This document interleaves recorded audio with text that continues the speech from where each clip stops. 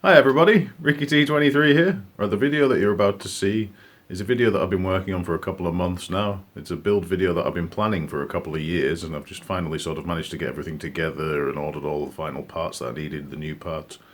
So the video starts off with me ratcheting through boxes, trying to find the bits that I knew that I had and I was going to use in the video. And then it just kind of snowballs from there. It's a very long video, and I shot the entire video, except for the first and last scenes, with a Nikon D5200 and just use the inbuilt camera, so the audio quality is not great and there's lots of flickering screens. So it's probably an epileptic's nightmare, just consider that a warning. So yeah, so enjoy the video.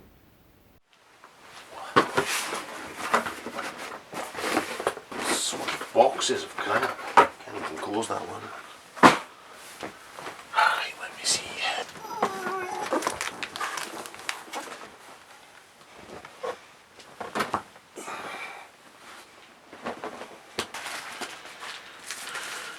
Voodoo 5.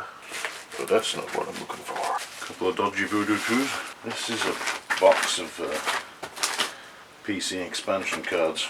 A crossbar bridge. SLI bridge. All of them. No, that's the 9800. This one. Ah, there we go. This is what I was looking for. It was around about 2007 or 2008 that I decided it was time to splash out and treat myself to a brand new computer. So I went on a website for a company called PC Option. They make pre-builts where you could configure your own build. So I basically got the cheapest bang for the buck crisis machine that I could.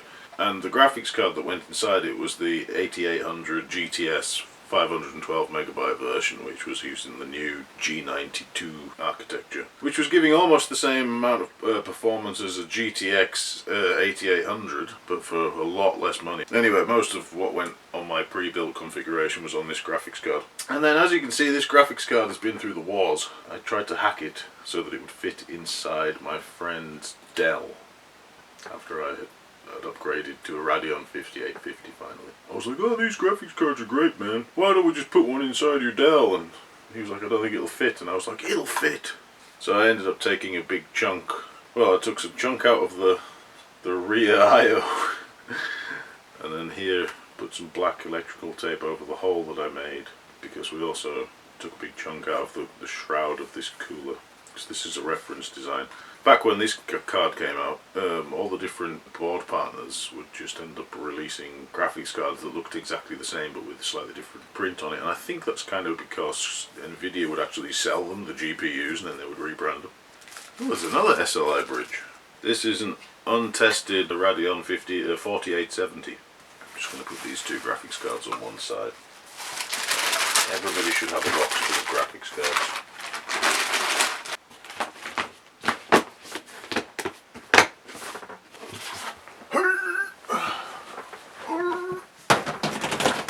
This is another computer that I've got, which is a socket 775 system, and at the moment it's got another 8800 GTS graphics card in it. What I'm going to try and do is make a build with the two graphics cards in SLI, and then try and fix up the one that I've destroyed the cooler.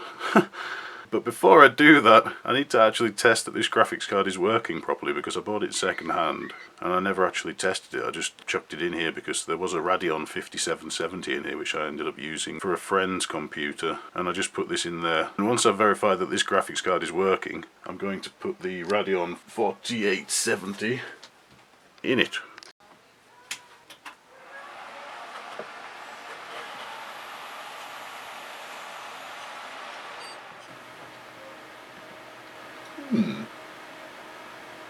That's a good start. Artifacts on the screen. We could be in trouble there.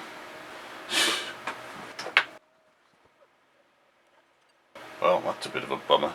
I've tried messing around with this graphics card and it just gives artifacts. I tried the different outputs and I've tried reseating it and nothing works. It's just giving exactly the same artifacts, so there's a chance that there's actually something wrong with the GPU itself. So I've put the 4870 in there, which I've never tried before. This could blow the computer up for all I know. Let's find out. Oh, that's a noisy cooler. Is it going to give me a picture? I think I bought this for a £5, so if it doesn't work I'm not going to be too upset. Also, there's a red LED on the back of the graphics card PCB that's lit up. And yeah, we're not getting any kind of picture. I can try the other output, there are two outputs. Nope. Another dead graphics card. Not doing very well, am I? I'm just going to try rebooting this one more time, see if she's going to output a picture.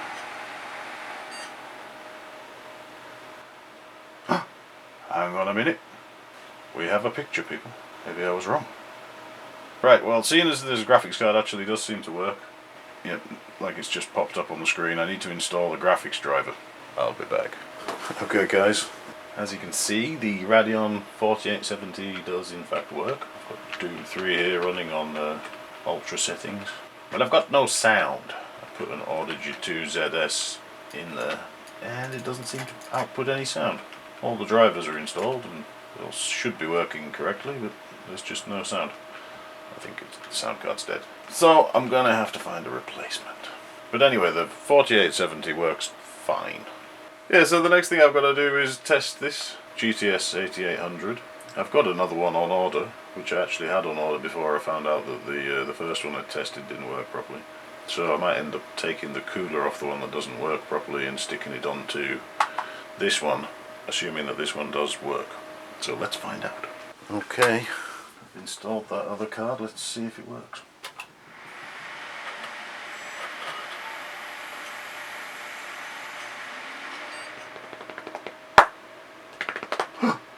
Yes! I've got a picture. Okay, I've installed the driver for the 8800. Just going to load into a Doom 3 level. Okay people, as you can see, the 8800 GTS is working just fine. Still no sound. Wow, I got wrecked. Okay guys, it's the next day. This has arrived. This is the other 8800 GTS that I ordered on eBay. The listing said it was refurbished, but I can still see some old crusty thermal pads under there that certainly look exactly the same as the 12-year-old ones on my original one. So I might see about replacing those, giving it a good clean. The cooler's full of dust. But this is supposed to be a working card, so I'm going to throw it into this machine gently, and we'll find out. Okay, I've installed the card. I've also swapped out the sound card, but the one I've put in there is an Audio 2. So let's see. I really hope this card works. It's going to kind of muck me up if it doesn't. Hey! It works! Okay, that's good. So that means I've got 3 8800 GTS 512MB cards. A Gainward, an Inno3D, and an ASUS. Yeah, so in theory, I should be able to take the cooler off the Gainward one and put it onto the Inno3D one. So hopefully I'll be able to restore it so that I've got 2 nice looking 8800 GTSs. And then we can move on to the next phase of the video, which will be building the SLI PC. This is the motherboard that I also got from eBay. It's an ASUS P5N-E SLI. And I got this one including a CPU and a cooler for about £30–35.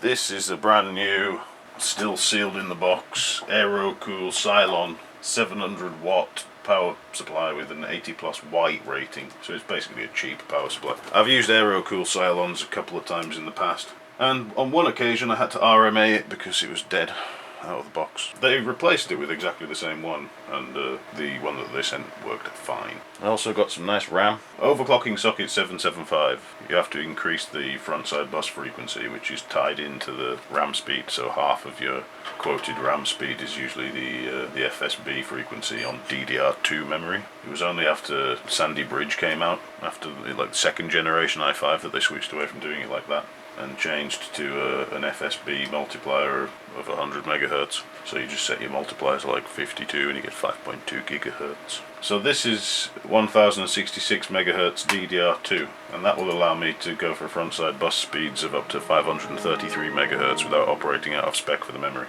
and that will hopefully allow me a pretty high ceiling for overclocking. But the cooler that came with the motherboard is just a stock Intel cooler. I just noticed the computer made a sound. Maybe this Audigy 2 just works. Right, let's try Doom 3 quickly and see if we've got EAX and OpenGL. Well, the graphics are loading. It's a really good sign. I hear sound. Ah, this computer's fine now. Let's switch the dodgy sound card for a nice sound card. Okay, let's check the settings. Ultra quality, 1280 by 1024. Anti-aliasing, we'll leave it on 4x. EAX 4.0, switch that on. Okay, let's relaunch it so that it sticks with the EAX settings. And we'll load it. Okay, I'm gonna skip through the loading. Alrighty, well, getting sound. EAX is enabled. Can't really tell without headphones on, I guess. Well, you can actually. I think it kind of sounds a bit crisper, maybe a bit louder. I suppose it's supposed to exaggerate the stereo effect.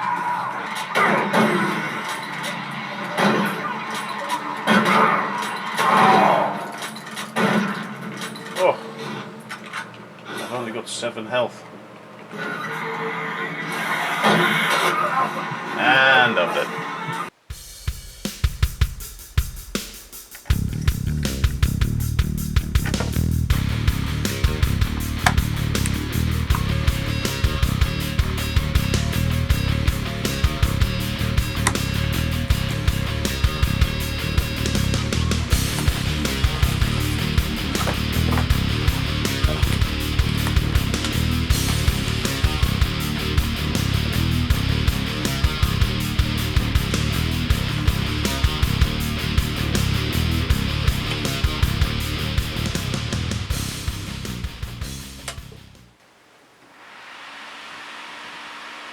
Moment of truth.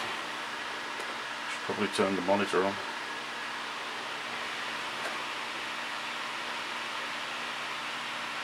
Well, that's not good. I'm not getting a picture. We know the graphics card works because we just tested. I'm going to have to troubleshoot.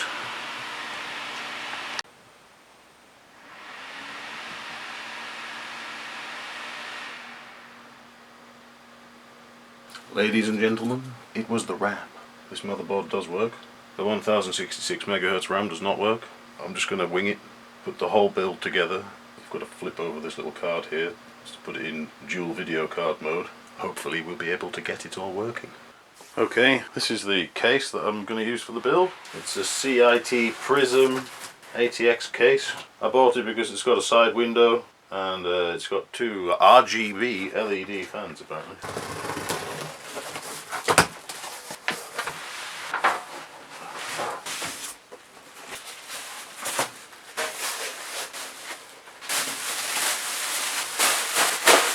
Yeah, it looks kind of cool. It's got a fairly straightforward design. It's got a quite nice sort of brushed metal effect. The power button feels a little bit cheap. Should be able to put the dual graphics cards in here, no problem. I'm not one of these guys that likes to get a test bench. I like to build computers and then keep them. So I've got lots of power supplies and cases with components in. RGB kit. Oh, it does have a little remote control apparently. It makes sense that it would come with some kind of RGB controller. Oh, it's already been wired up. There's a controller there. Is that just velcroed in? I hope it is. Yeah, it's just velcroed in. That's quite cool actually, I like that. There's a place to mount a couple of SSDs. There's a hole in the back plate just here, which is kind of handy for like the 4-pin power. Yeah, the 2 fans are in fact already wired into the controller. It's got a USB 3 connector, another USB and the audio connectors, standard front panel stuff. There's slots down here for 3.5 inch drives. So I guess both the fans that are included are in the front here. That's pretty much what I expected. It looks like it'd be wide enough to get the optical drive in. I'm not going to have any problems like I did with the last build video. Power supply into the case. The reason I'm doing that first is because I want to route the 4-pin power cable through this hole and then pass it over the top of the motherboard. Power supply with the fans at the bottom.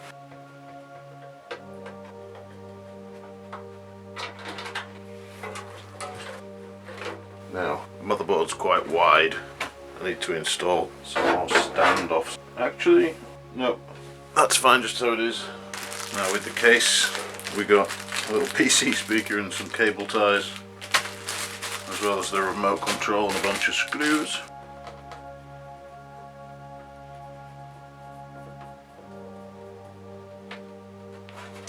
Okay, that's the 4-pin supplementary power is routed across the top of the motherboard and plugged in there. Just means that I don't have to worry about it passing across the motherboard.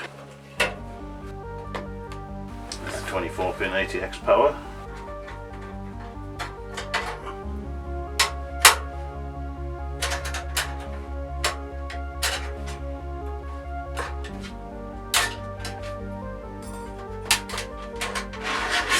Now I can connect the power switch. Apparently the reason that that reset switch is running into the fan controller is so that you can actually change the colour of the fans using the reset switch.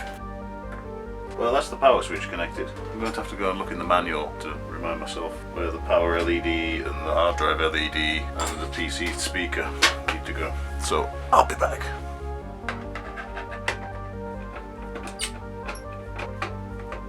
That's my drives installed into the case. Just need to connect the power supply and the cables.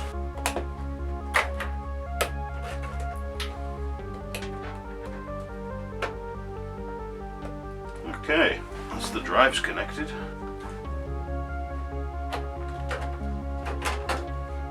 My SATA cables are blocking. Okay, as you can see guys, I managed to get the second card in. I just turned those SATA cables the other way around so that the downwards pointing connectors are on the motherboard. Which gave me enough space to put the card in. This is the sound card I'm going to be using. It's an SB0460. I think it's the Sound Blaster X5, one of the slightly earlier ones. Uses a PCI.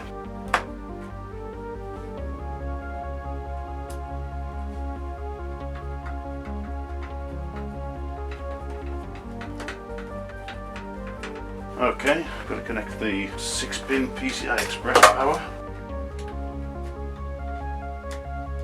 And I've got to connect the fan speed controller, which just has a Molex. And now, I suppose I ought to try and tidy these cables up a little bit.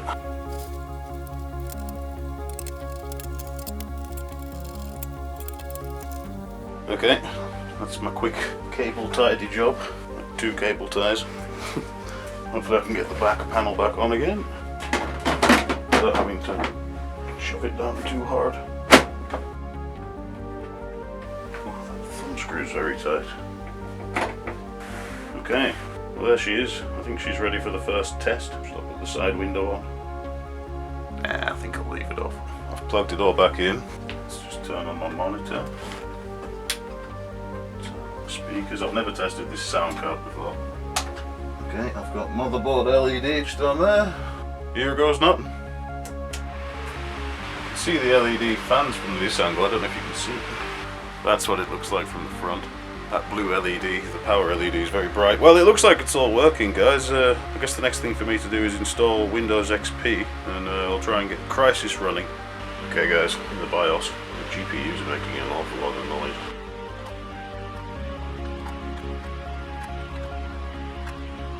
Don't really want to muck around with too much in the BIOS. Just leaving the CPU, which is a Q6600, the default settings. I'm going to try and boot into a Windows XP installation CD. It says setup is inspecting the hardware, so that means it's loaded the CD. Right, we're going to have to format the drive and then install Windows. Actually, I don't need to format the drive, but I will need to create a partition. Okay, that first part of the setup is finished. I'm using a pre-installed Windows XP. I'm just going to change the boot order again so that it boots from the hard disk.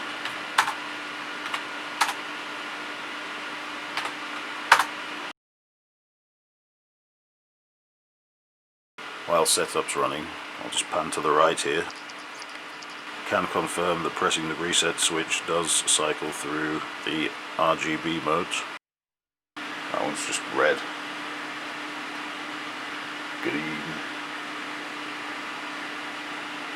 blue, yellow, purple, blue, white, flashing, off, breathing,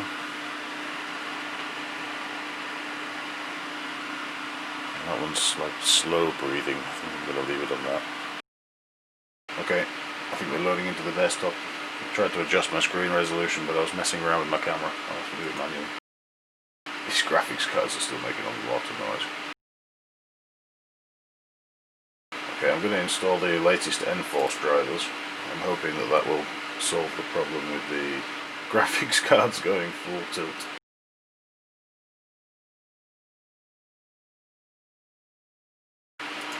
Right, I'm going to install the NVIDIA driver for the graphics card.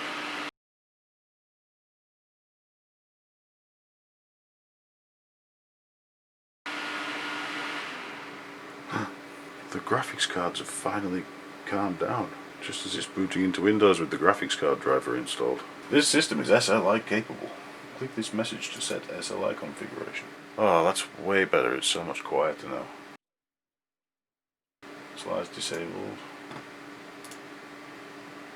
I'm enabling SLI. Maximize 3D performance.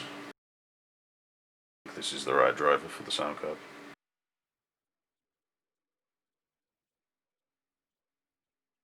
Time to reboot and see if the sound card drivers are working. And if the sound card is working. Oh! It's working! I heard a sound. Okay, that's great. Once this is rebooted, I'm going to install Crysis.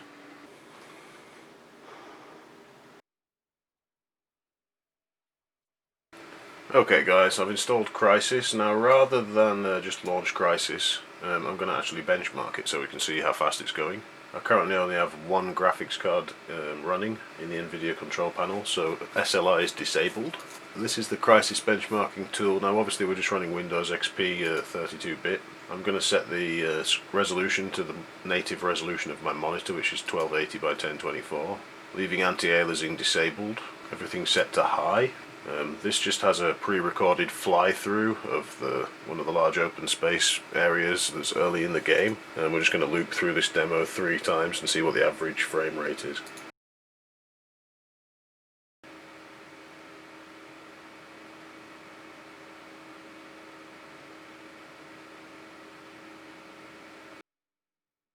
Crysis really is a beautiful game even today. It's well over 10 years after it originally came out and it still looks absolutely stunning.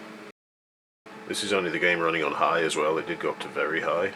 And it was possible to enable very high settings under DirectX 9 in 32-bit Windows XP. Even though you couldn't do it by default, they really wanted to use the game to get people to get DirectX 10 and 64-bit operating systems.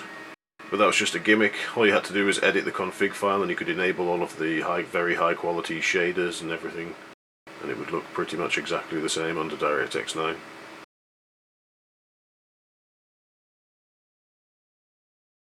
Okay, after 3 runs we have averaged 45.43 frames per second. Now that's with SLI disabled, so I'm going to enable SLI, see what kind of performance boost we get. Maximize 3D performance. Now I'm definitely not expecting to get 100% scaling, which would mean if we got 45 frames per second that we would get 90 frames per second. But if I can get anything sort of up to about 50%, that would be nice. Right, let's do it again. Now we've got SLI enabled.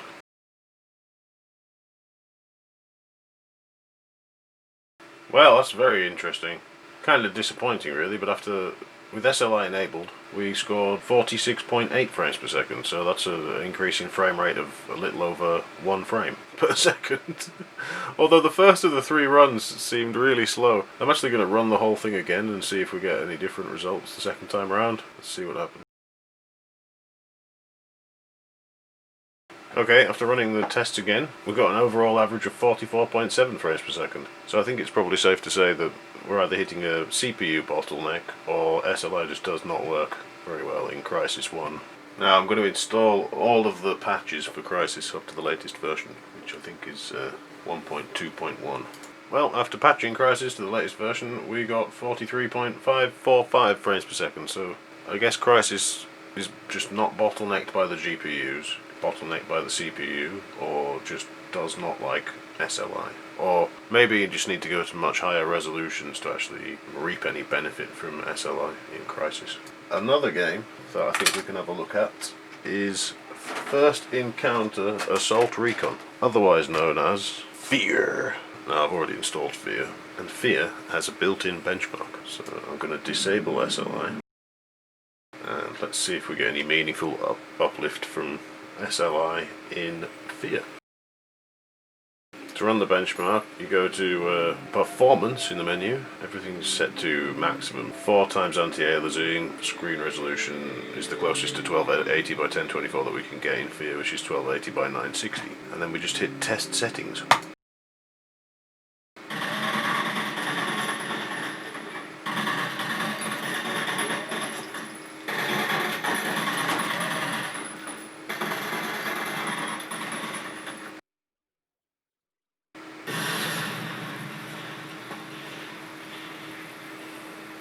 Okay, we've got a minimum 53, an average of 108, and a maximum of 281 frames per second. Let's exit out. I'll re-enable SLI, and we'll run the benchmark again.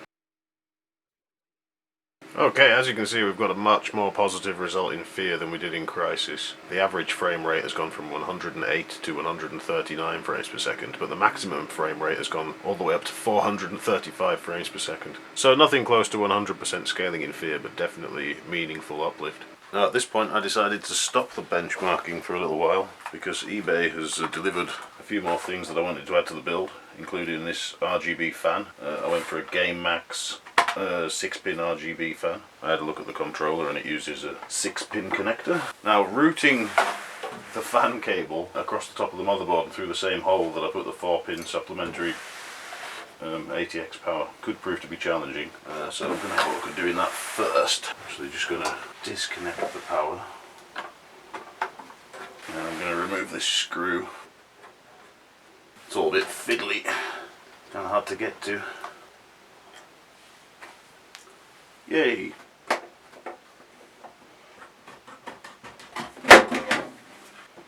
I don't know how easy it's going to be to get this cable through that little hole alongside the ATX power. I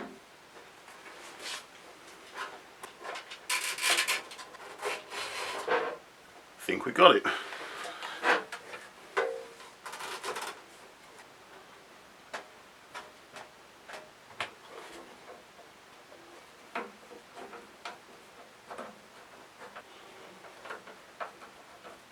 That's my fan installed. I'll just replace that battery. The easiest way of doing that is to use a screwdriver and just press in the battery clip carefully. The battery pops halfway out, and you can usually just manipulate it and get it out. So hopefully these batteries are just fine. They were very cheap on eBay. And you just push the new battery in and you're good to go. Now I've got to connect this fan to the controller. Okay, that looks good to me. I'm not going to bother doing anything with the cable tidying right now. It actually looks worse than it is on the camera because you see all the shadows that are cast by the light, which is directly above. But yeah, it's a little bit messy. I might well tidy these cables up a little bit more. I'm going to put it back together. Okay, let's switch her on with this new fan and see what she looks like. Yeah, I think I've got a fan that pretty much matches the fans that were already with the case. Now you can see the components on the inside much better. Okay guys, we're back in Doom 3 again now. We're going to use the built-in time demo function by holding Control Alt and pressing tilde. We type time demo 1 1, and demo 1 1. The 1 handle is to make sure that it pre-caches the demo or something. So I'm currently running at 1280 by 1024, everything's on ultra, and I've set anti-aliasing to 8x, which is ridiculously high. SLI is disabled, so this will just run through the demo and then gives the average frame rate. It doesn't give minimums or highs or anything like that. Okay, so we averaged 80.3 frames per second. So now I'm going to quit out and we'll enable SLI, and then we'll do it again. That certainly seems to be running faster.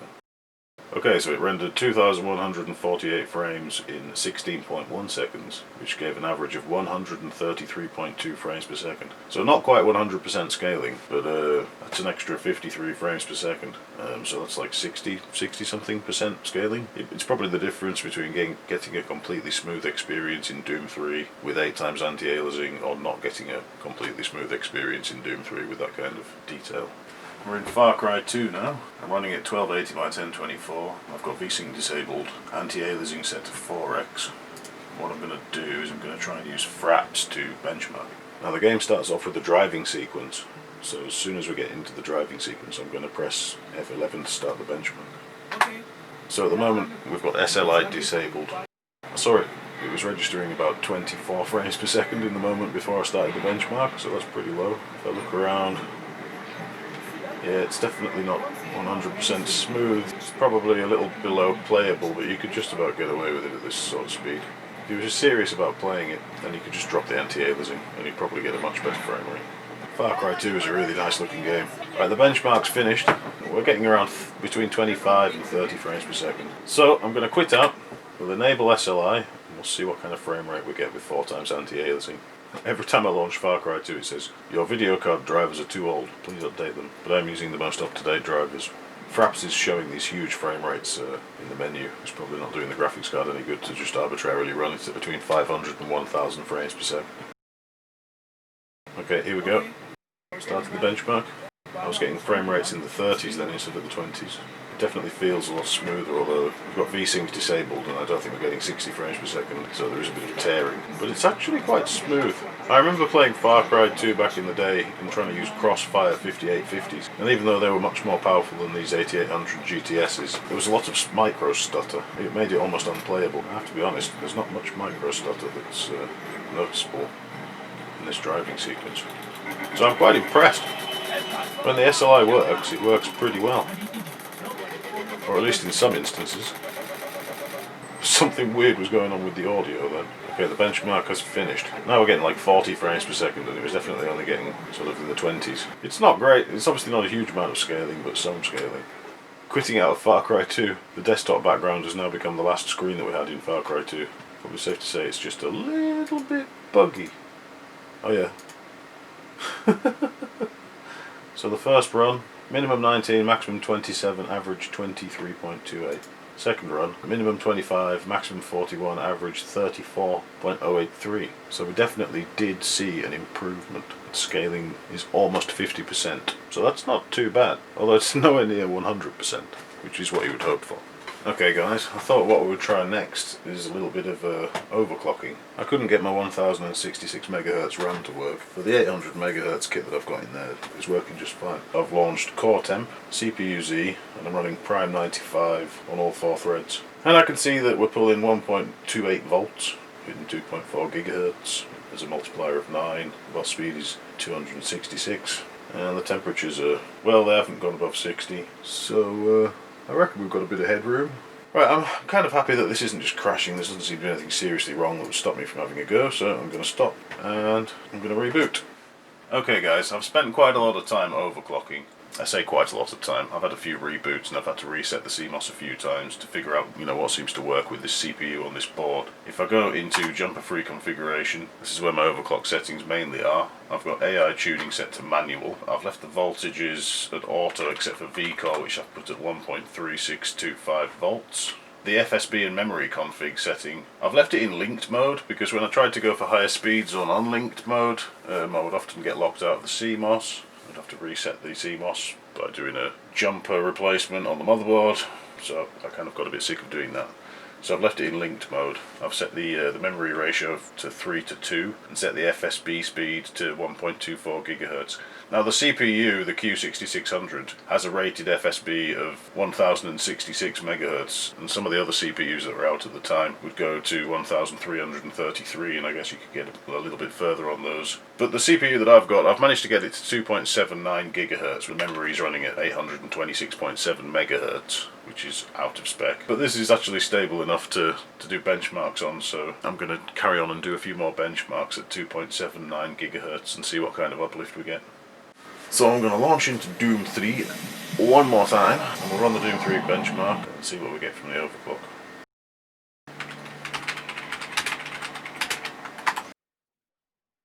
Okay, well it finished the test in 15.8 seconds and gave an average of 135.9 frames per second. So there's a slight increase there. It shows that we're most certainly GPU bound in Doom 3. I'm going to try Far Cry 2 now. Okay, I've started the benchmark. I don't want to go tempting fate, but one thing I would notice is that the computer hasn't blue screen of death on me yet, so hopefully the overclock's fairly stable. There's those audio bugs again. I don't know what is causing them. Okay, the benchmark's finished. I'm going to quit out and see what we got. Okay, well we've gained about 1 frame per second. The minimums went up from 25 to 27, maximum went up from 41 to 43, and the average went up from 34 to 35. So there's a small boost there from overclocking to 2.8 GHz, but we're also obviously not completely CPU bound in that title. Okay guys, this is the Gainward graphics card. Let's see if I can get the cooler off. So I'm going to start off by taking all these screws off on the back.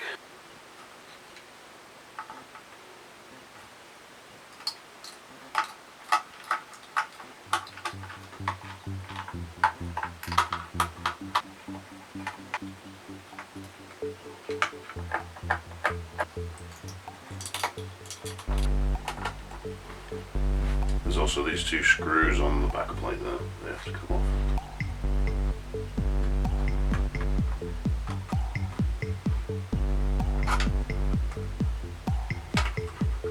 Okay, we can disconnect the fan, it's 4-pin.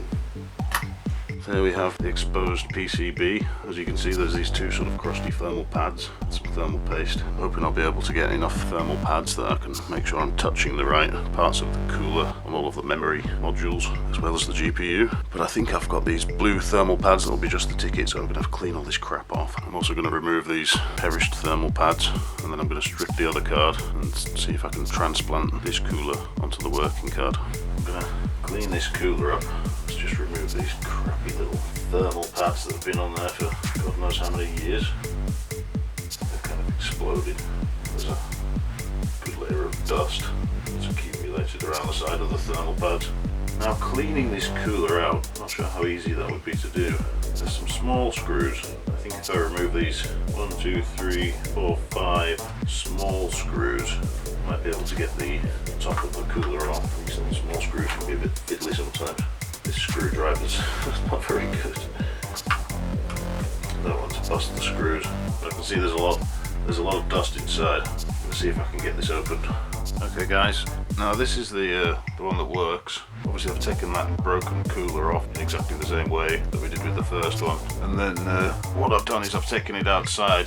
I got a soft dustpan brush and I gave it a brush off very gently on the back and carefully around these ports on the other side, and I used some WD-40 to clean the chip, some WD-40 and some kitchen roll to clean the main GPU chip and the memory chips and the other components. And I've got it looking pretty nice now, but I've got to take this broken back plate off, so I'm going to have to clean this this screw just here, remove this screw just here, put some fresh thermal paste, some thermal pads on the GPU and the memory chips, and we'll put the other cooler back on and it'll all be looking good as new. I had to use a spanner to loosen one of these bolts that go on the SVJ ports on the back, but I managed to get them all loose, so that's just simply a case of unscrewing them, and the back plate comes right off. Okay guys, the graphics card gods have been nice to me. I've actually managed to get all 5 of the little screws out of this cooler. Now this shroud was actually slightly cracked here and I hadn't realised, but it doesn't really matter.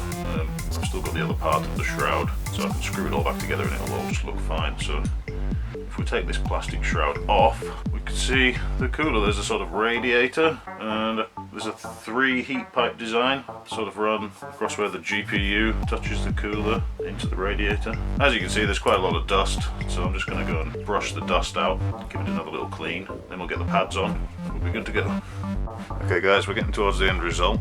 I've cleaned this cooler up nicely, cleaned inside, bit of WD-40, give it a bit of a polish, put it back together, and I've replaced the back plate on the good GPU with the one from the Gainward. So all I've got to do now is put some thermal pads on these memory chips and these chips here, put some TMU on there, and then I'm going to screw it back together.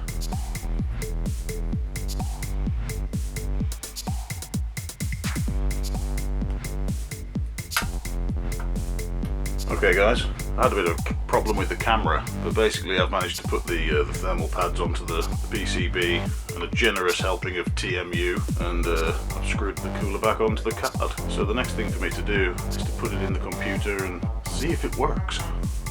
Okay, moment of truth. Am I going to have any problems on booting? Let's find out.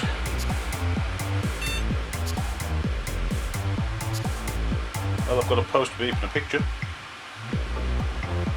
Right, I'm going to boot into Windows and we'll enable SLI, test a game. I think what I'll do is I'll use the Fear benchmark and see if I still get the same frames that I was getting. Or maybe Doom 3. Let's try Doom 3.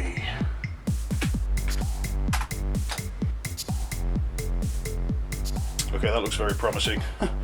I'm not seeing any corruption on the Doom 3 benchmark. The card hasn't exploded. Just check that we're still getting the same 130 plus frames per second that we were getting before.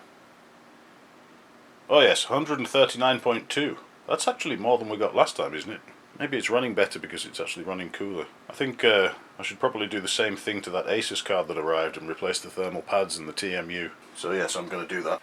Right, I've dismantled the ASUS GTS 8800 and I just wanted to show you guys before I cleaned it up just how much dust and crap there was around the GPU, and there's dust all over this PCB as well as the crusty thermal pads. So much for it being refurbished. I'm going to clean it up now. Now here's the same PCB all cleaned up, and as you can see, here's the footage that I missed from when I did the other card. Is I've put these blue thermal pads on.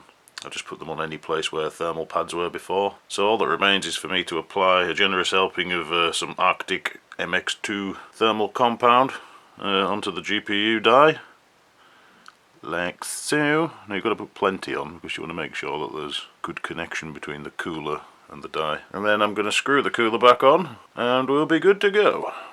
Okay, that's that card completely cleaned up and reinstalled. Oh, I like a good post beep in the morning.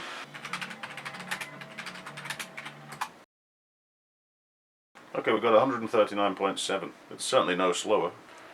Now, as you can see guys, as always, things have gotten slightly wrong. What you're seeing on the screen there is some kind of crazy corruption. I'm not sure what's causing that kind of artifact. But to cut a long story short, I decided I was going to upgrade the 4GB of RAM with this Corsair XMS2. So I hot swapped the RAM. I mean, I turned the computer off and unplugged it, but I didn't lay it on its side. And I tried to boot it with this RAM that I bought, and it failed to boot. So I thought, oh, it's a bad RAM stick. And then I decided to take the RAM out and put the other RAM back in again. On doing that, I released the clips, and as I released the last clip that was holding the last piece of RAM in place, the RAM fell because I wasn't holding onto it properly and hit the graphics card. So after I'd swapped the old RAM back in again, I turned the computer on to see this on the screen, which is the graphics card that I just cleaned up and replaced the cooling pads and the thermal paste. So I was kind of gutted. So I had to go back on eBay and I bought this 8800 GTS Alpha Dog Edition. I was lucky to find this. It was pretty much the last one for like under £50 on eBay that was in my region. And the reason I hadn't found it before is because it was listed as the 640MB version, which I think is the older version that used the G80 architecture. But this is obviously a 512MB one. So fortunately, I'm going to be able to replace the broken GPU with GPU number 4. So I now have in my possession 4 8800 GTS 512MB versions. We've got an XFX, a Gainward, an Inno3D, and an ASUS. And the Gainward and the ASUS no longer work. Okay guys, I've put the XFX Alpha Dog edition into the computer and I'm going to try and boot it for the first time. Now I'm expecting a post image because I've installed it as the secondary card, but with the faulty card it was throwing an error in Device Manager. It was saying that the device failed to initialize. So what I'm hoping is that I'll be able to get the second card working again and get back to getting my 140 frames per second in Doom 3 with SLI enabled. Found new hardware. Okay, that's good. I have to install the driver. Even though it's already installed, it is technically a new device. This is very promising, but I won't know for sure until I've run that benchmark. The card's fan is running at 100%, so hopefully once we've installed this driver it'll go back to a nice quiet noise level. This is around about the time I'd hoped that the fan would go quiet. Oh, it went quiet. Hallelujah. Alright, let's launch into Doom 3. Oh, hang on, it says that we can enable SLI. I'll be reluctant to strip that card and clean it. In the back of my mind I'm thinking it was the fact that I stripped the card and cleaned it. Although we did have it working after I did that. I'm pretty sure it was when I dropped the RAM on it must have damaged the board. Although I couldn't see any obvious damage. It's amazing how just one little knock can just brick a graphics card. Okay, we've enabled SLI. Let's do the Doom 3 benchmark. And we should be getting at least 130 something frames per second.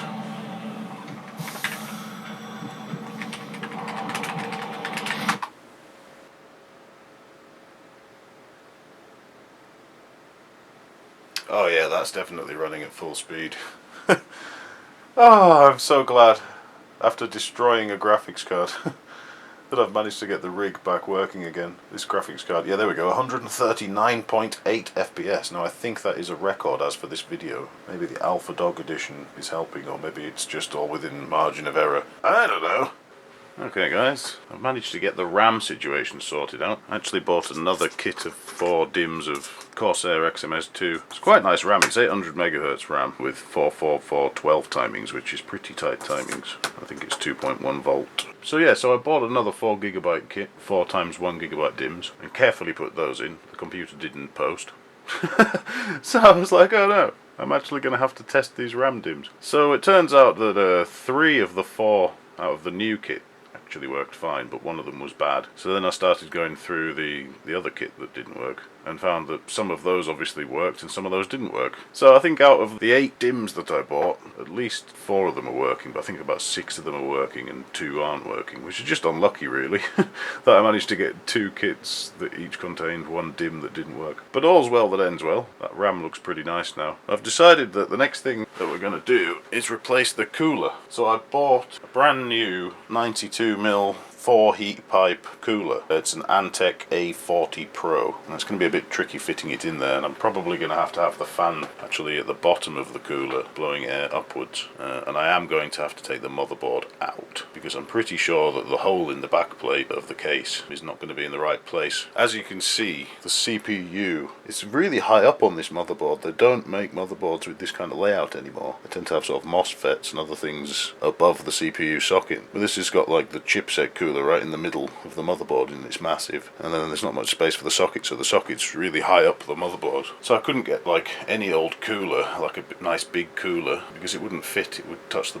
top of the case. So anyway, so the next thing I'm going to do is partially deconstruct this computer and put in the new cooler.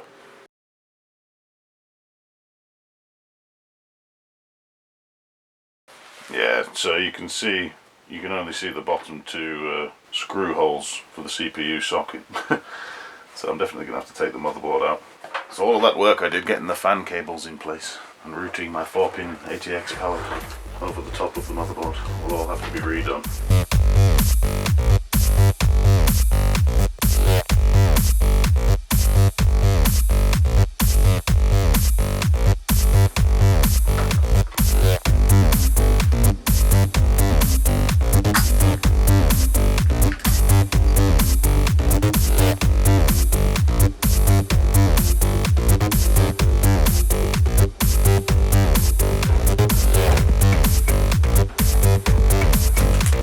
This is an Antec A40 Pro. If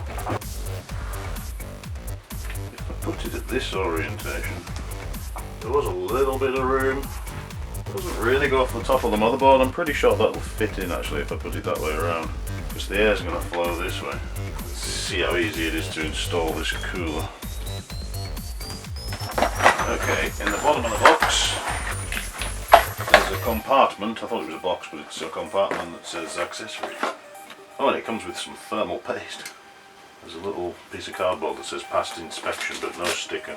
I'm gutted, I like stickers. Okay guys, I'm going to quickly read the manual just to check how this works. It seems pretty straightforward. They send us a spare pin, so you get 5 pins. There's like an outer pin and an inner pin that pushes through, and you don't actually need rear access. Maybe I should have read the manual before I took the computer bits. There's these tiny little grooves on the top of the mounting holes, the clear plastic parts. For the socket 775 they have to go on the innermost grooves, so I think the easiest way is to actually put these in the right position first. Then you can put that onto the motherboard just by snapping them in, so they stay in the right grooves. And then you just finish it off with these black pins, I'm guessing. You should just push into the hole. Yeah, they just push in there. Yeah, so then I guess it's pretty easy. You can put this either way around that you might want. I'm going to put it like that, thermal paste on. I'm not going to use this Antec thermal paste. I'm going to stick with my Arctic MX2. There's a little pattern for you. Okay, I'm about ready to put this on. I'll just plug in the fan first. And this is just going to clip onto these notches. Oh, there we go. And it's on. Yay! Okay, now I've got to try and put the computer back together again. So it's definitely going to be fun trying to get the 4-pin ATX power plug plugged in with this cooler in the way.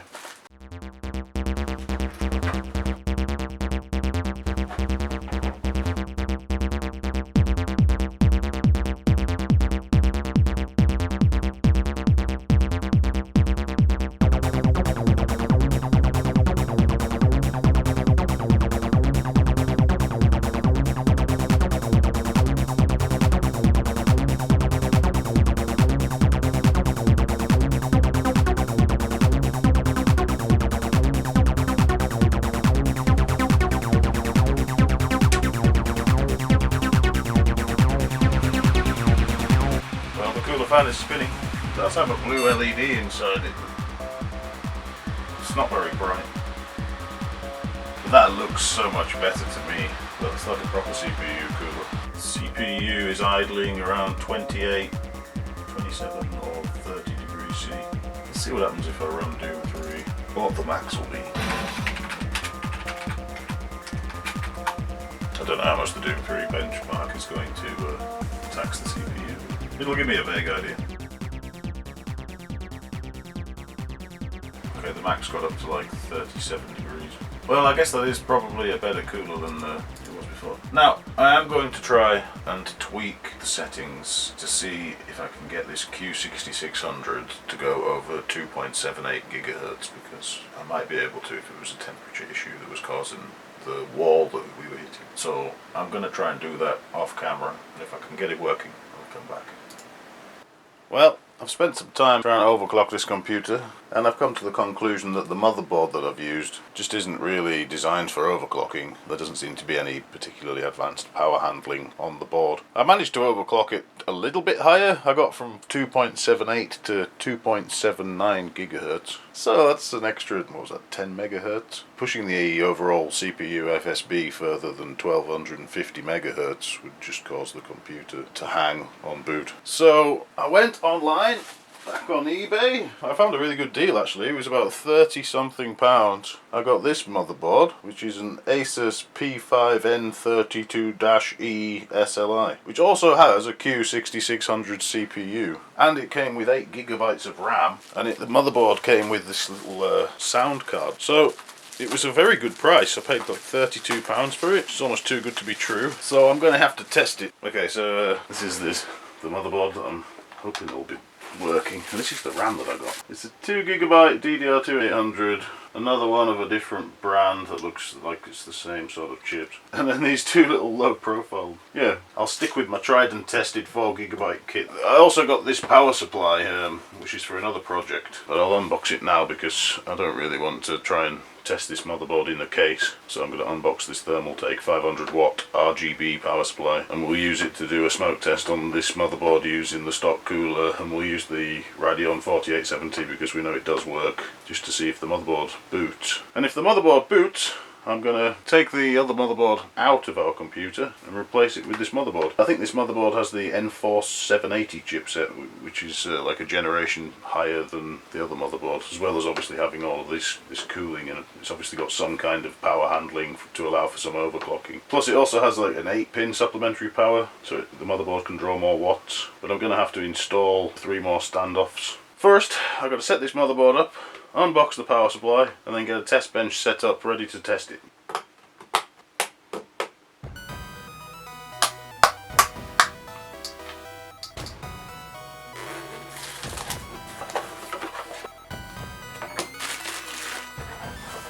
This is an RGB power, fully wired, 80 plus white, 500 watt, got a switch on the back that says RGB lighting.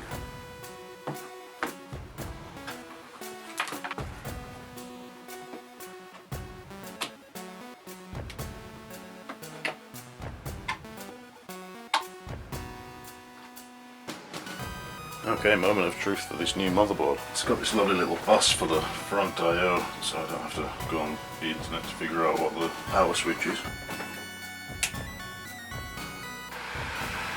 GPU starting. I've got a green light on the power supply, and I've got a picture. See if I can get into the BIOS. I was a bit nervous because honestly it was a really good deal. It was like £32. It's definitely got more options, it seems, for overclocking. If I can push my FSB past 1252. Absolutely nothing else touched. Okay, that said 2.81 gigahertz then.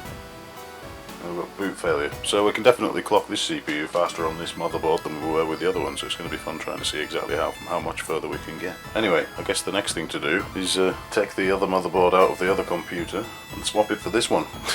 So here we go.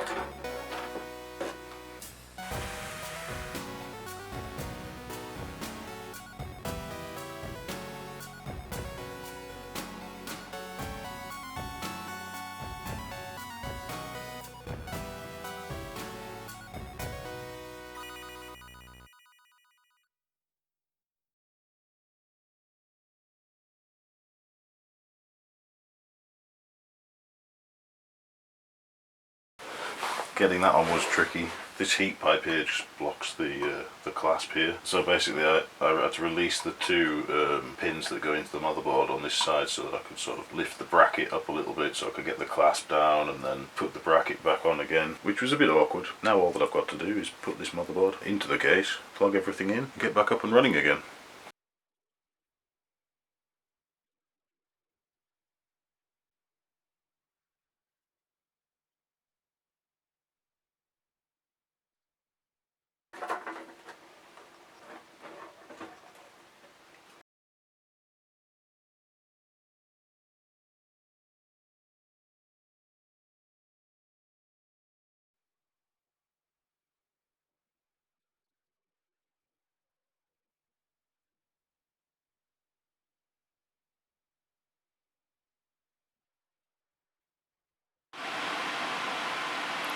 Okay guys, I've booted up. I've just tried to boot the OS, just as it was for the other motherboard, thinking that most of the drivers are actually there. The NVidia driver is a universal NVidia driver.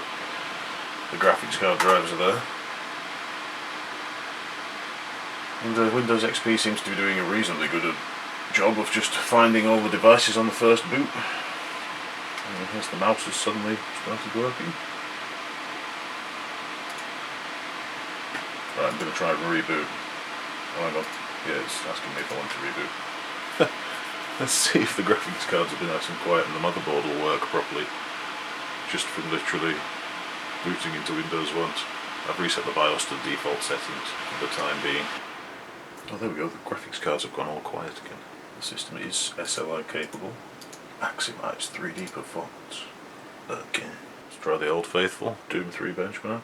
With no overclock, hopefully I'll be getting something like 133 frames per second. Okay, I've got 131.8, so yeah, SLI is working. And the CPU is just running at stock speeds. Well guys, as you can see, I don't know if you can see in there, we've actually gone back to using the other motherboard. This motherboard that I bought, it seems to have died. I don't know if it was me that killed it when I was trying to overclock it, or if there was something that was actually wrong with it, which would maybe explain why it was being sold for so cheap. I did a bit of research. Apparently there can be a problem with the connection at the north bridge to the motherboard on this particular model, so it's possible that it was hit with a heat gun, and that's just going to temporarily fix it, and then me moving it around has obviously knackered the connection again. I don't know. So I've gone back to using the other motherboard for the time being. I've dialed in my overclock of 2.79 GHz, which is completely stable. It's just if I go much further than that, it falls on its bum. Doom 3 is benchmarking about 141 frames per second now, which is nice. I think that's mainly because I've dialed in the correct RAM timings, because it's actually quite fast RAM. So setting it to 44412 on 2 commands per clock. That's giving me another little boost. But yeah, it's kind of a slightly disappointing way to end the video really. I do intend on getting another motherboard that can handle overclocking, because you really should be able to overclock the Q6600 to at least sort of 3.5 GHz, and sometimes people have gotten up to 4 GHz. It's not unheard of, but these ASUS motherboards that I've been buying second hand off eBay, which are like 13 years old and a bit more, they just aren't cutting the mustard. I wanted to end on a bit of a high note though, so I've decided I'm going to finish this rig by putting a couple of case badges on. I've got an NVidia SLI badge. So yes, this is definitely going to be my NVIDIA SLI computer. And I've also picked up an original Intel Core 2 quad sticker. So I think that pretty much finishes the build off very nicely. I might do a follow-up video where I replace the motherboard for a better one and then see how far we can get with the overclocks. This is one of the longest videos I've ever made, if not the longest video I've ever made. It's the end of December now, 2020. I started making it maybe at the beginning of November. I've just not quite been satisfied at any stage of the project really, and kept having to replace broken components. We had a graphics card which didn't work from the get-go with a corrupted GPU, another graphics card which I killed I think by dropping RAM on it, and then a motherboard that died. We've had multiple RAM DIMMs that didn't work, but what I've got here is really kind of cool. And if I'm ever planning on playing games from sort of the first half of the 2000s, well up to about 2008, 2009 really, this would probably be my go-to rig. You could probably just about get away with running Windows 10 on it, but you'd be very limited in the games that you could play. Performance would not be very good on the internet. But yeah, it's kind of retro. I don't know if 13, 14 years old is retro in everybody's opinion, but I guess it kind of is now really. So happy new year everybody, and if you made it this far, you probably deserve a medal. Okay, yeah, well done for making it to the end of that video. Like I said, it's a very long video. I think it runs to at least an hour. And yeah, I managed to destroy lots of components, and it was basically a bit of a cluster F word. So, stay tuned for the next video, because I do have another video planned involving a Voodoo 3. So, keep an eye out for that one. Until then, see you later.